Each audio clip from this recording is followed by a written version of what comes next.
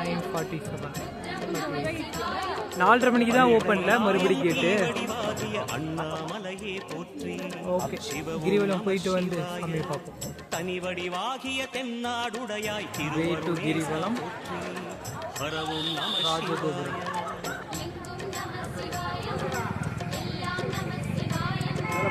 கிரிவலம் இதான் starting point.